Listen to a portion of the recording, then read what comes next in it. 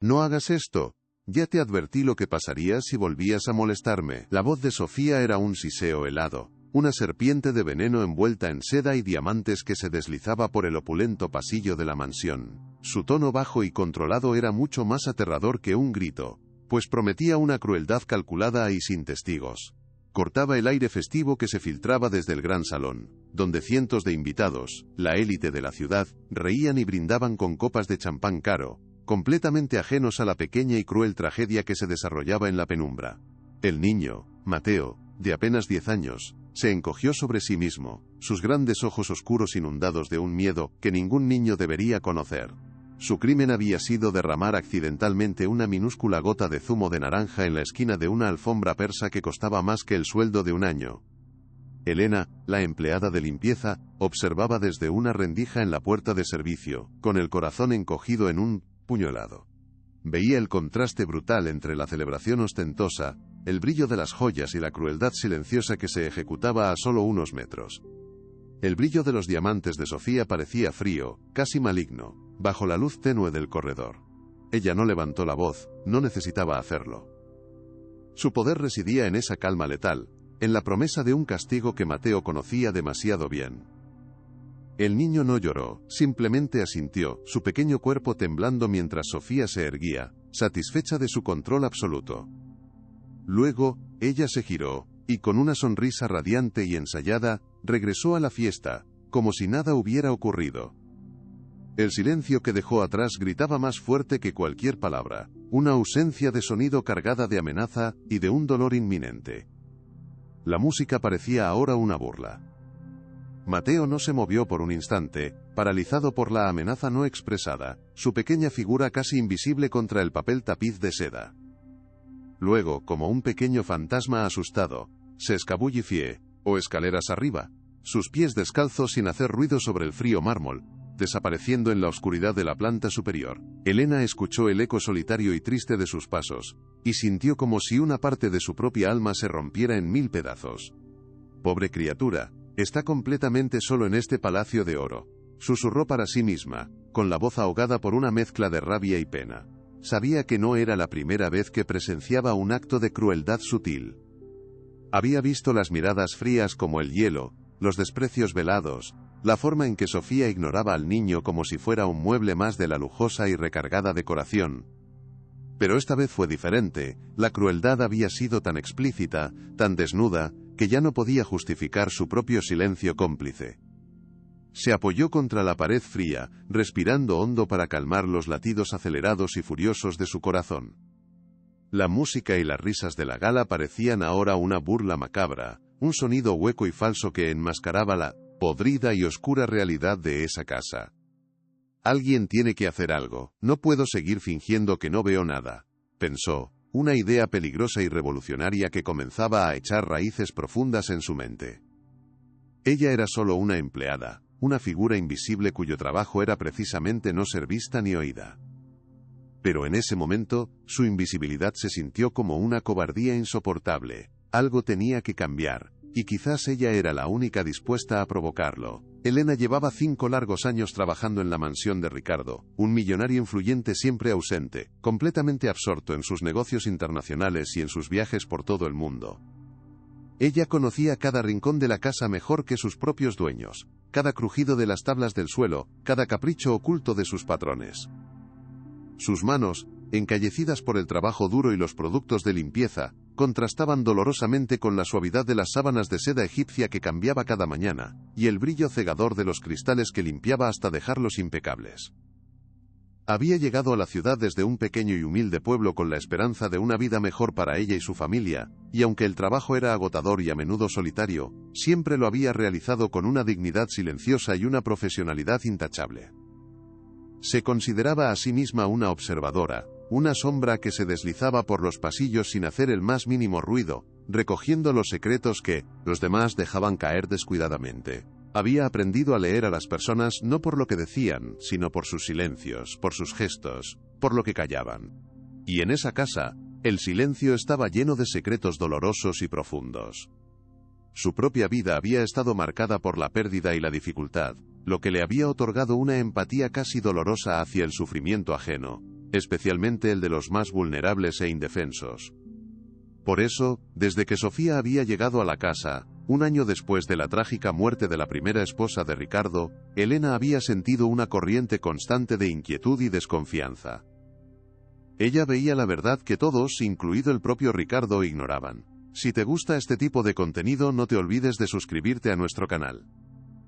Publicamos videos todos los días, y dale like al video si te gusta esta historia, y déjanos en los comentarios contándonos de dónde eres y a qué hora nos escuchas. Sofía era una auténtica obra maestra de la apariencia, una escultura de hielo perfectamente tallada.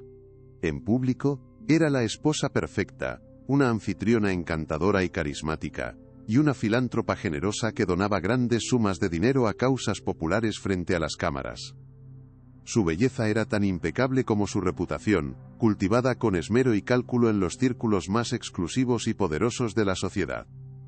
Sabía exactamente qué decir, a quién sonreír y cómo manipular cada situación para que siempre resultara a su favor. Su poder sobre Ricardo era absoluto y total, él parecía estar bajo un hechizo. Él, cegado por su encanto superficial y perpetuamente ocupado con su vasto imperio empresarial, le había entregado el control total del hogar, y, lo que era más peligroso, de la vida de su único hijo, Mateo. Los niños necesitan disciplina, no mimos constantes. El mundo es un lugar duro, cariño, hay que prepararlos, solía decir Sofía con una sonrisa condescendiente a sus amigas Dura, NTE, sus lujosos almuerzos, quienes asentían admirando su supuesta sabiduría y fortaleza. Pero Elena veía lo que se escondía detrás de esa máscara de perfección. Veía la impaciencia casi imperceptible en su mirada cuando Mateo tardaba un segundo más de la cuenta en obedecer una orden.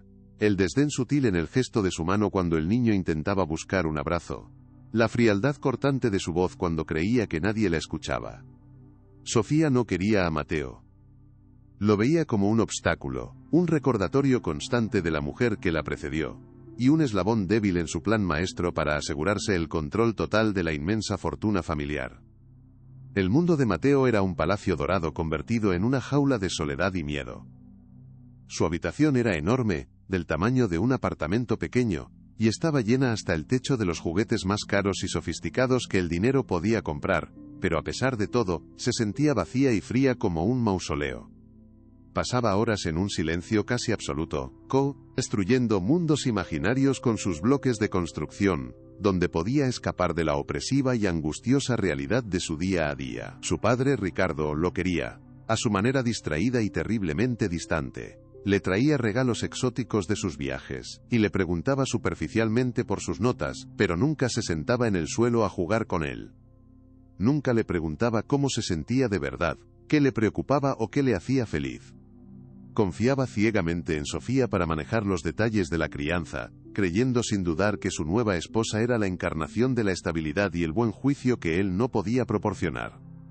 Mi esposo confía plenamente en mis decisiones sobre el niño. Él sabe que yo sé lo que es mejor para Mateo, se jactaba Sofía, y era dolorosamente cierto. Ricardo no tenía motivos para dudar. La fachada que ella presentaba al mundo era absolutamente perfecta. Por eso, Mateo estaba completamente solo en su sufrimiento silencioso.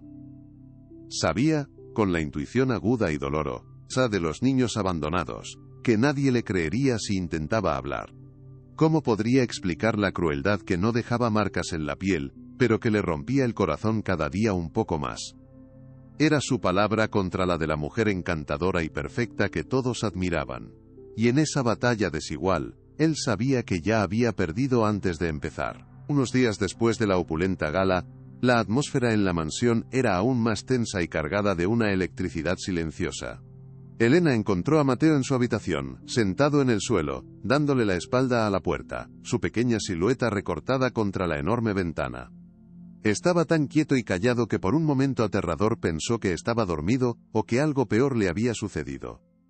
«Mateo, ¿estás bien? ¿Necesitas algo?», preguntó en voz baja, con el corazón en un puño. El niño no se giró. Solo negó lentamente con la cabeza, un gesto desolado y lleno de una tristeza adulta que le partió el corazón a Elena. Ella se arrodilló a una distancia prudente, sin querer invadir su frágil espacio. «Si alguna vez quieres hablar con alguien, yo te escucharé, lo prometo», le dijo con la más profunda sinceridad, su voz apenas un susurro. Mateo permaneció en silencio, pero Elena notó que sus pequeños hombros se relajaban un poco, un cambio casi imperceptible. Era algo, una pequeña semilla de confianza. Este niño está desapareciendo delante de todos y nadie parece notarlo, o no quieren notarlo, pensó Elena con una mezcla de tristeza profunda y una frustración que le quemaba por dentro. Sentía una urgencia creciente, una sensación de que el tiempo se estaba agotando y que algo terrible estaba a punto de suceder. Continuó con su trabajo, pero por dentro era un torbellino de emociones. La injusticia le quemaba el alma. ¿Cómo era posible tanta pobreza de afecto en un mundo de tanta abundancia material? Denunciar a Sofía sin pruebas sería un suicidio profesional. La despedirían de inmediato y la marcarían para siempre. Pero quedarse callada se sentía como una traición insoportable. Mientras limpiaba debajo de la enorme cama de Mateo, barriendo las motas de polvo que se acumulaban en los rincones olvidados por todos, sus dedos rozaron algo suave y abultado, escondido en lo más profundo, contra la fría pared. La curiosidad, mezclada con un extraño presentimiento, la venció. Se arrodilló con cuidado para no hacer ruido y metió el brazo, tanteando en la oscuridad hasta que sus dedos se cerraron sobre una tela gastada y familiar. Con sumo cuidado, como si estuviera manejando un tesoro frágil, lo sacó a la luz. Era un viejo muñeco de trapo, deshilachado y descolorido por el inexorable paso del tiempo y, sin duda, por muchas lágrimas. Le faltaba un ojo de botón, dejando un pequeño hueco oscuro, y una de sus piernas de estambre colgaba tristemente de un solo hilo. Estaba claro que había sido amado con una ferocidad desesperada, abrazado durante incontables noches de soledad y empapado de lágrimas silenciosas que nadie más había visto. Tenía un pequeño bolsillo cosido en el pecho, y estaba visiblemente abultado. Elena sintió una extraña y profunda solemnidad al sostenerlo en sus manos. No era un simple juguete. Se sentía como un relicario, un guardián de secretos, el único y verdadero confidente de un niño terriblemente solitario. Podía imaginar a Mateo susurrándole sus miedos en la oscuridad, confiándole el dolor que no podía compartir con nadie más en el mundo. Era un testamento mudo de su inmensa soledad. En ese preciso momento Elena supo que había encontrado algo de vital importancia. No sabía exactamente qué, pero el peso de ese objeto en sus manos se sentía significativo, como una clave que podría desvelar la terrible verdad. Justo en ese momento, como si el destino lo hubiera planeado, Mateo entró en la habitación. Al ver a Elena con su preciado tesoro en las manos, su rostro se transformó por completo. La apatía y la tristeza que siempre lo envolvían desaparecieron en un instante, reemplazadas por un pánico puro y visceral que heló la sangre de Elena. Sus ojos se abrieron de par en par y corrió hacia ella, con las manitas extendidas y temblorosas. «No, dámelo, es mío», gritó con una desesperación que sorprendió y asustó a Elena. No era el capricho de un niño que no quiere compartir su posesión favorita. Era el terror absoluto de alguien a quien le están arrancando su única ancla en el mundo, su único salvavidas. Intentó arrebatárselo de las manos, su pequeño cuerpo temblando de angustia de pies a cabeza. La intensidad de su reacción confirmó las sospechas de Elena de una manera abrumadora. Él era mucho más que un simple trozo de tela relleno de algodón. Era su santuario, su caja fuerte emocional, el único lugar donde se sentía seguro. Elena se sintió terriblemente culpable, por haberlo sacado de su escondite, por haber violado su único espacio seguro en toda esa casa gigantesca y hostil. Nunca había visto a Mateo mostrar una emoción tan fuerte. Siempre era silencioso, retraído, casi invisible.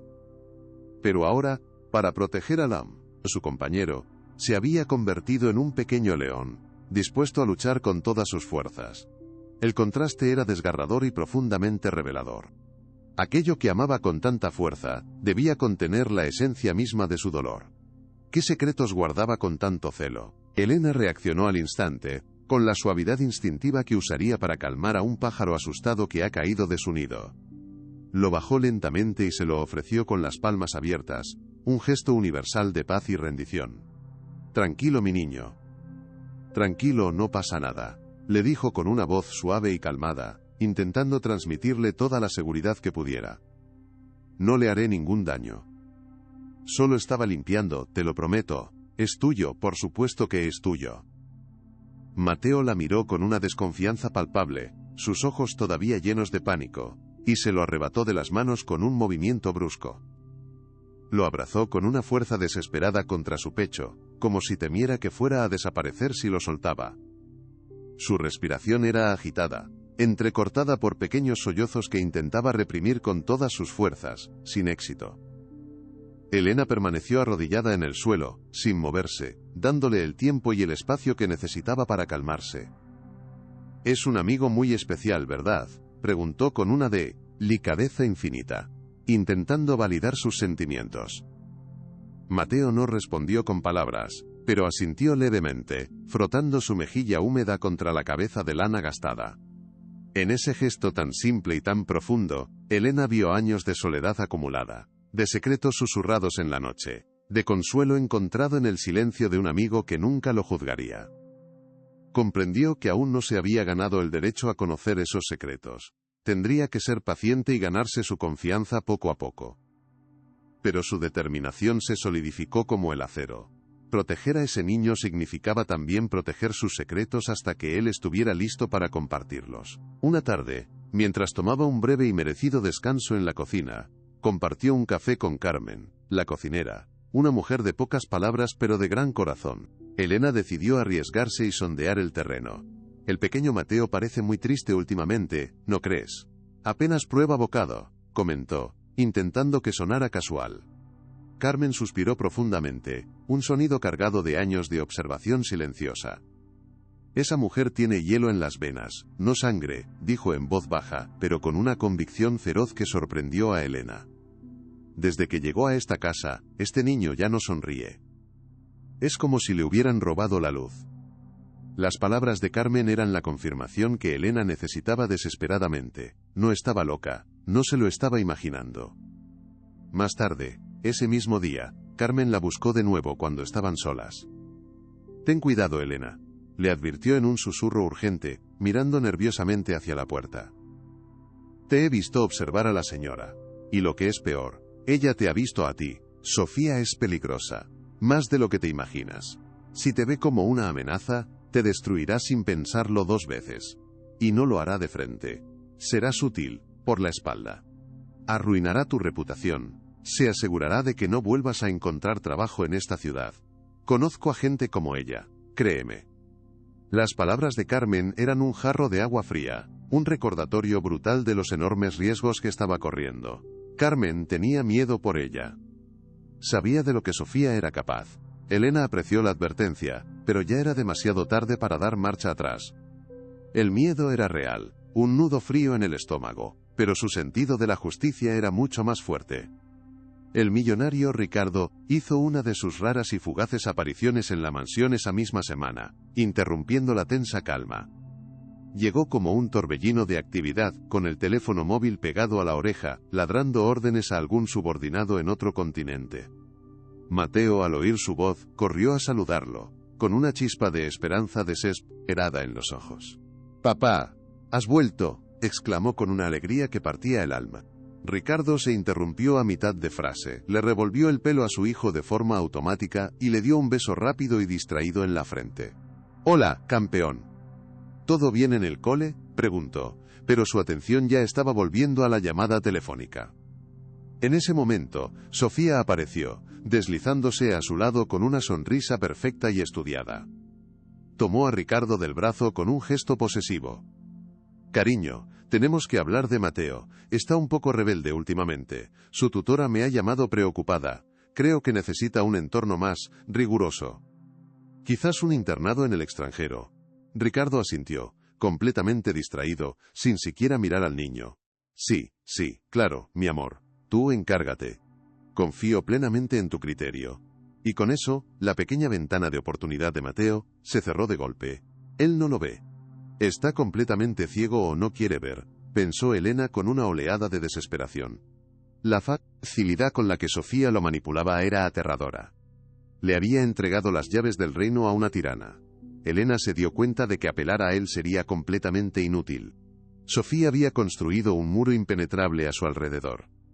Estaba sola en esta lucha. Al día siguiente, Elena encontró a Mateo sentado en un rincón apartado del inmenso jardín, dibujando con una concentración febril en un pequeño bloc de notas. Parecía estar en su propio mundo, lejos de todo.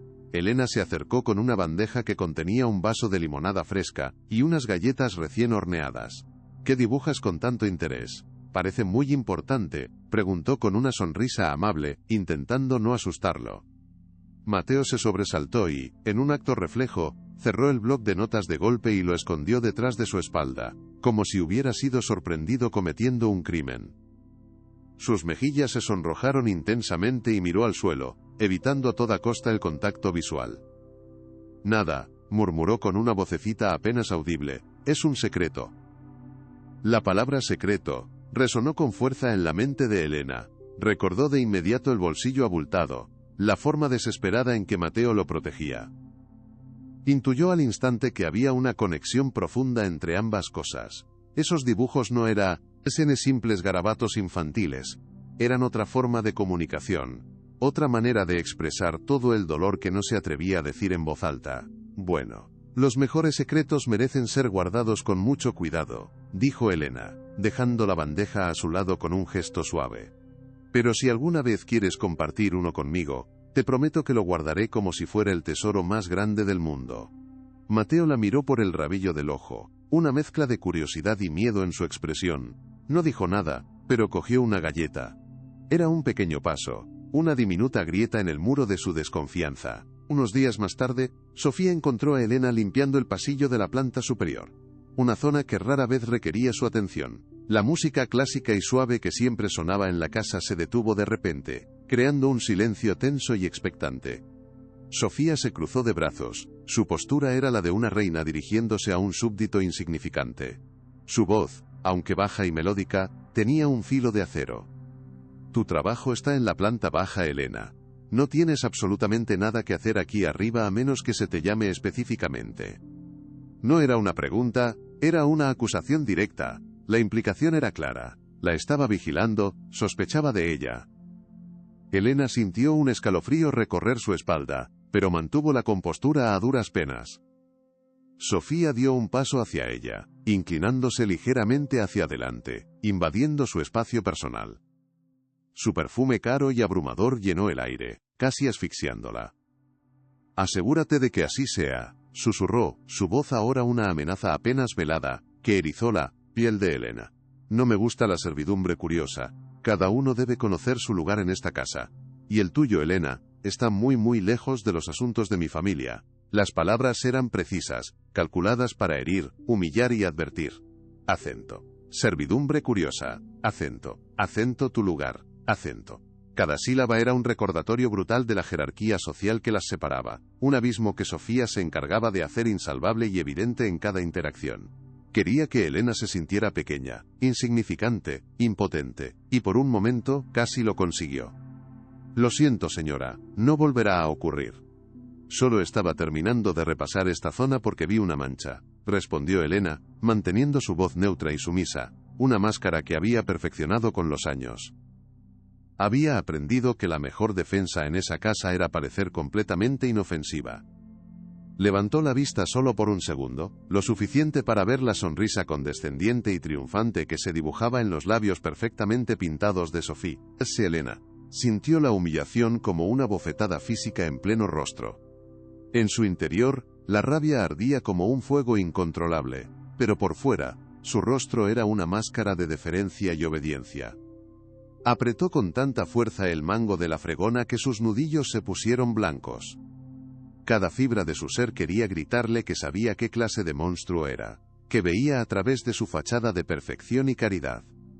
Pero se mordió la lengua con fuerza, saboreando el gusto metálico de la sangre. La confrontación directa solo la llevaría a una derrota segura y rápida. El esfuerzo de contenerse, de tragar su orgullo y su indignación, le estaba costando caro. Se sentía como una olla a presión a punto de estallar. Sofía se enderezó, visiblemente satisfecha con el resultado de su pequeña demostración de poder, y se alejó por el pasillo con un contoneo elegante. Dejó a Elena sola, temblando no de miedo, sino de una ira fría, lúcida y contenida. La línea había sido trazada en la arena. Sofía Lejombolchi consideraba una amenaza, y ahora Elena sabía que estaba jugando un juego mucho más peligroso de lo que había imaginado. Esa noche, en la soledad de su pequeño y modesto apartamento, el contraste con la opulencia asfixiante de la mansión era casi violento. Se sentó a la mesa de la cocina, con una taza de té humeante entre las manos, pero no bebió. Su mente seguía en la mansión, repasando una y otra vez cada detalle, cada mirada, cada palabra. Se sentía como si estuviera al borde de un precipicio, con dos opciones igualmente aterradoras. Podía renunciar, buscar trabajo en otro lugar, olvidar lo que había visto y salvarse a sí misma. Sería lo más fácil, lo más sensato. Pero la idea de abandonar a Mateo a su suerte, de dejarlo solo con ese monstruo, le resultaba físicamente dolorosa, una traición a su propia conciencia. No puedo rendirme ahora. No puedo, se dijo a sí misma en un susurro cargado de determinación. Alguien tiene que luchar por él, y parece que solo estoy yo. No era una heroína de película. Era una mujer normal, con miedos y facturas que pagar cada mes. Pero en ese momento, sintió una fuerza en su interior que no sabía que poseía, una resolución de acero forjada en la injusticia. Su decisión estaba tomada. Ya no actuaría con cautela, esperando una oportunidad. Actuaría con estrategia. Necesitaba pruebas, algo tangible, algo que Ricardo en su ceguera voluntaria no pudiera ignorar ni desestimar. Y su instinto le decía que la clave de todo estaba con Mateo. En sus secretos. Y sobre todo, en ese viejo y querido amigo suyo. Tenía que encontrar una manera de ver lo que había dentro, pero sin traicionar la poca confianza que el niño, con tanto esfuerzo, le había empezado a dar. La oportunidad para la segunda humillación, esta vez pública y fugaz pero no por ello menos dolorosa, llegó al día siguiente. Elena estaba llevando una bandeja con productos de limpieza por uno de los pasillos principales de la planta baja. En dirección contraria venía Sofía, acompañada de una de sus elegantes amigas, ambas riendo a carcajadas por algún chiste cruel.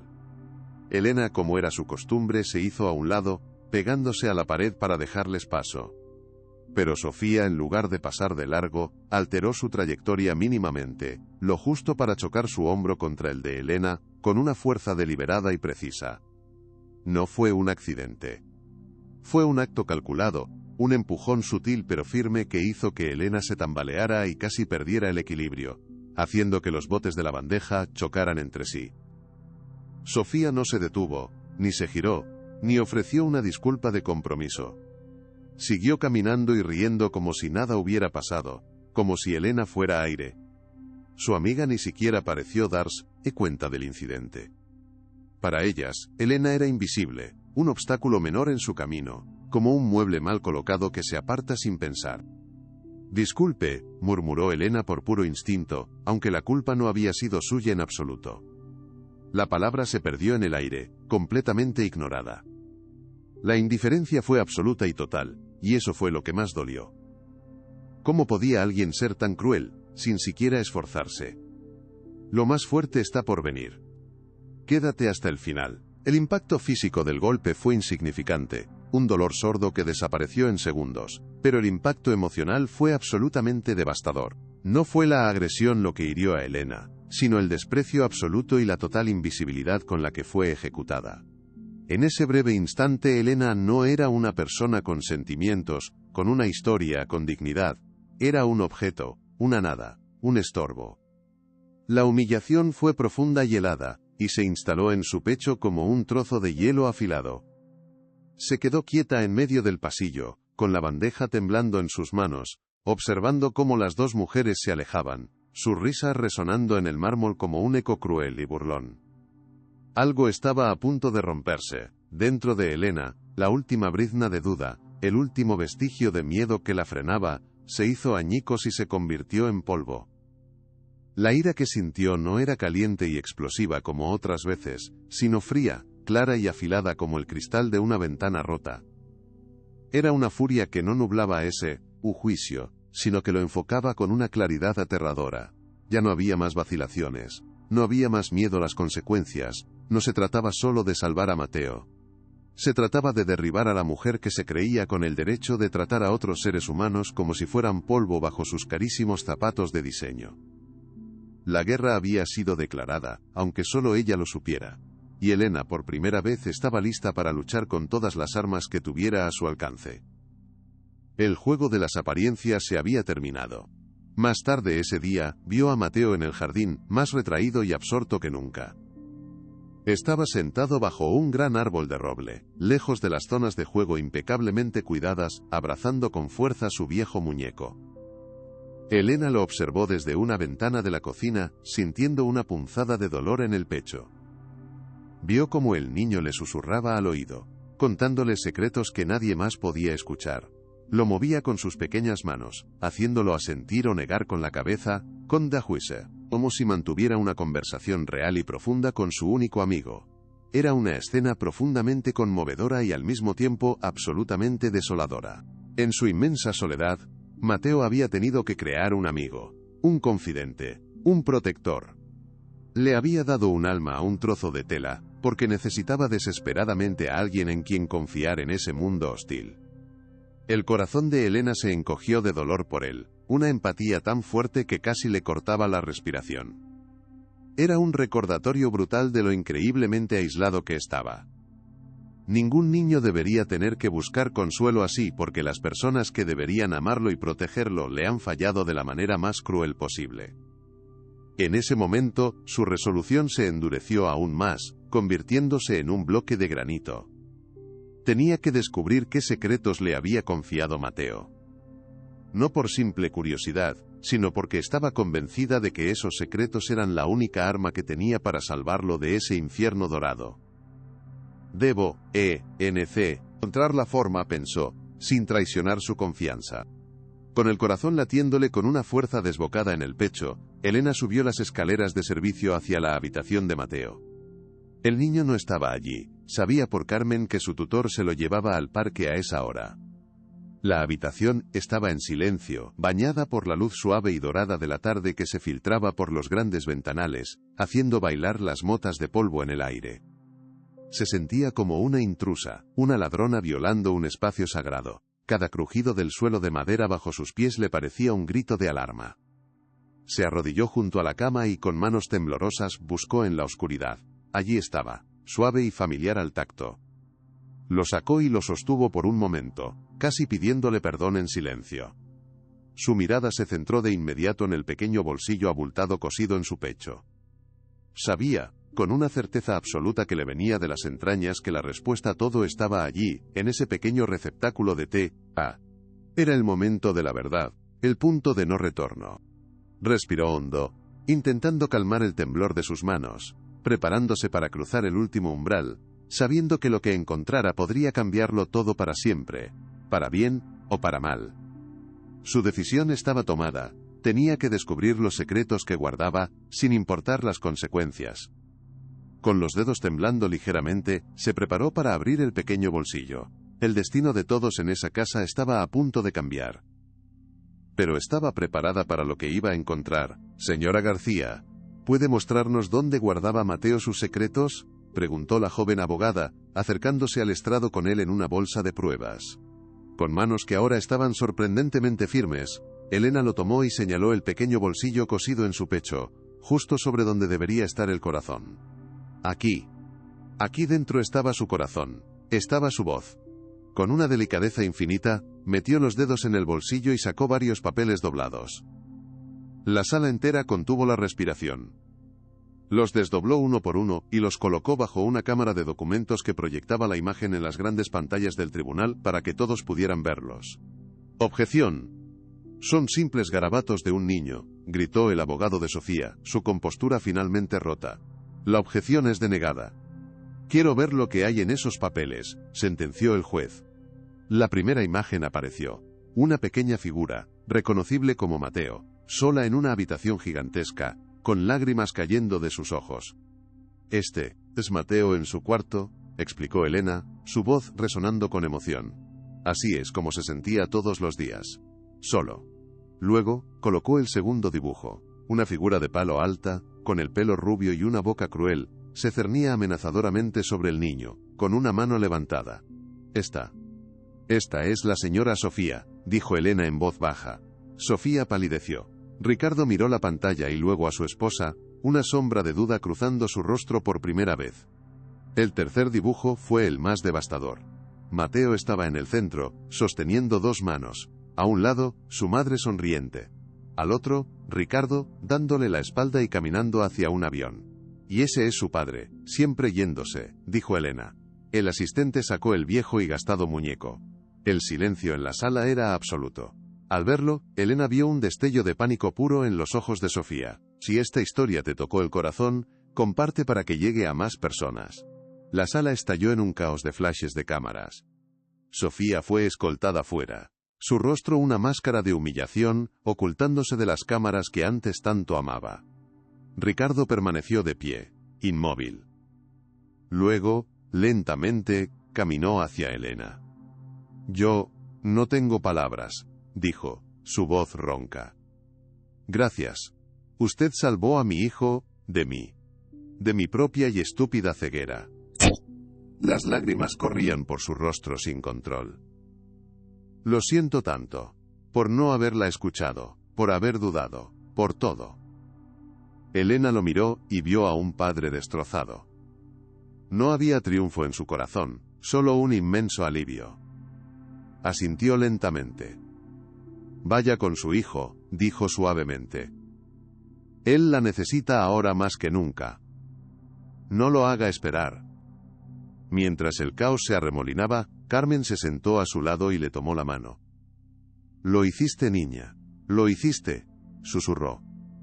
Su joven abogada se acercó, radiante. Ganamos, exclamó abrazando a Elena. Usted es la mujer más valiente que he conocido. Elena sonrió, una sonrisa cansada. Había luchado por un niño que el mundo había decidido ignorar. No había ganado dinero ni fama.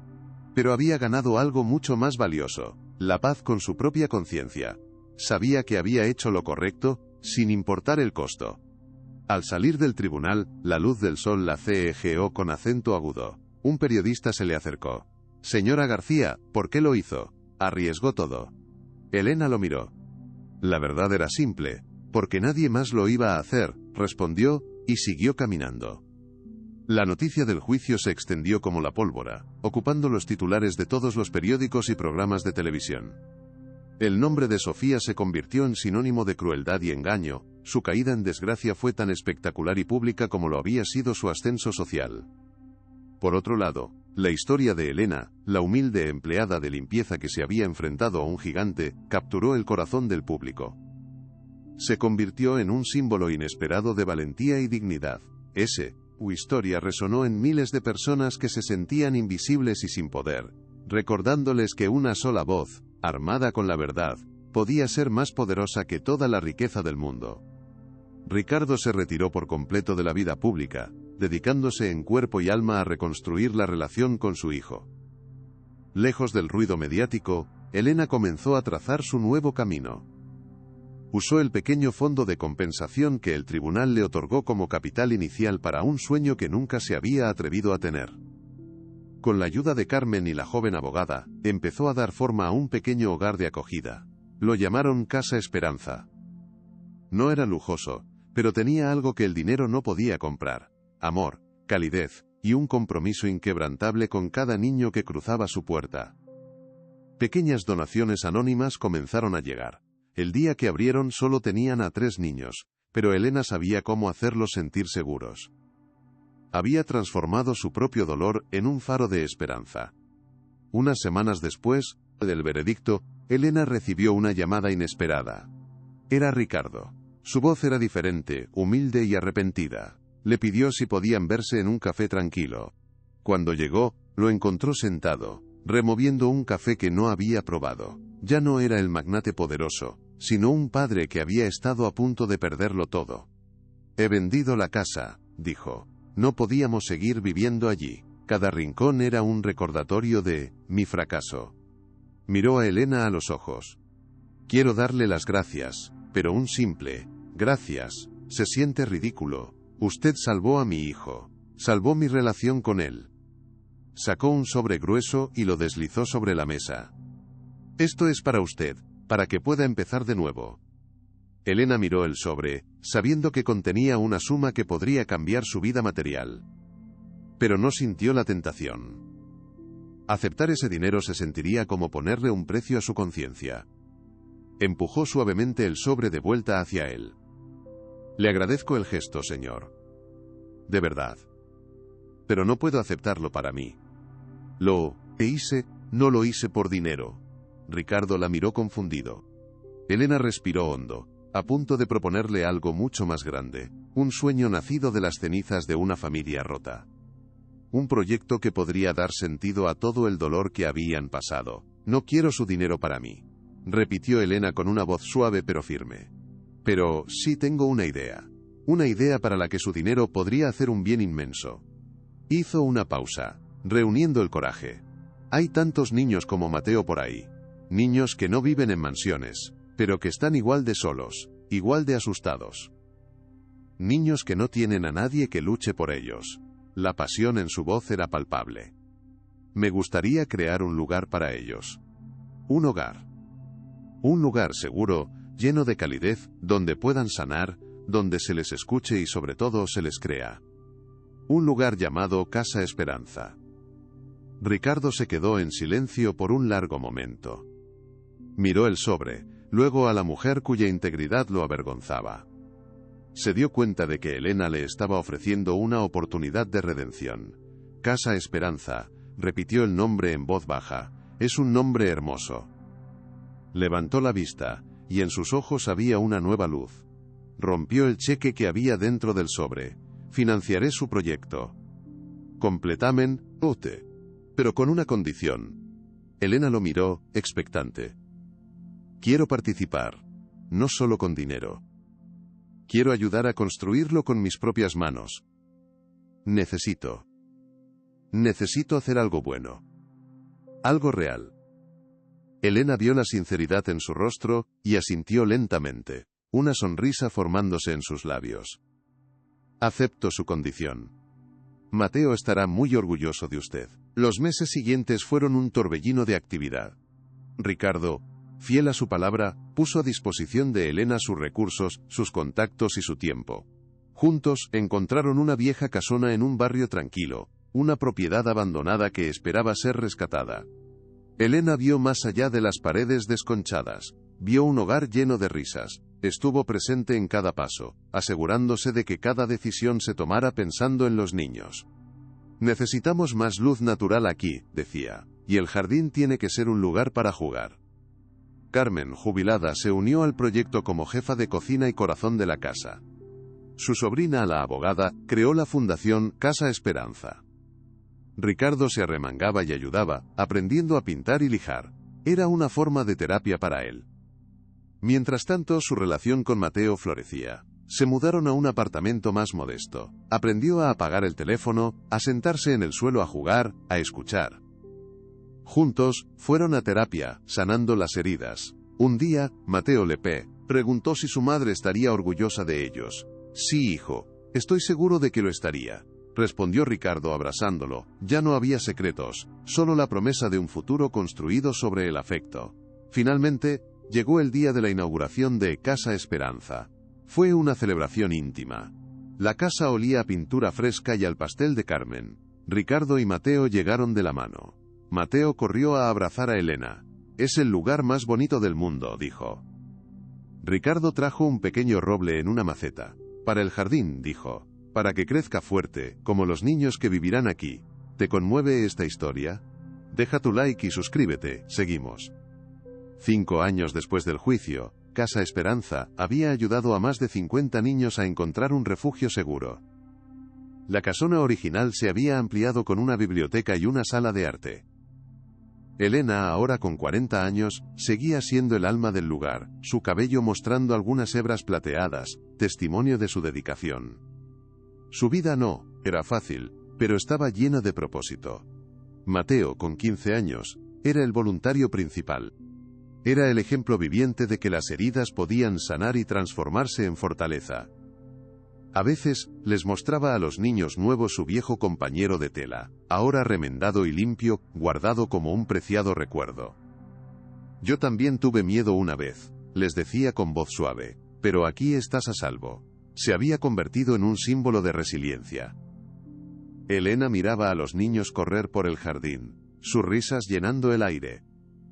En sus rostros vio el futuro, un futuro que ella, una simple empleada de limpieza, había ayudado a hacer un poco más brillante.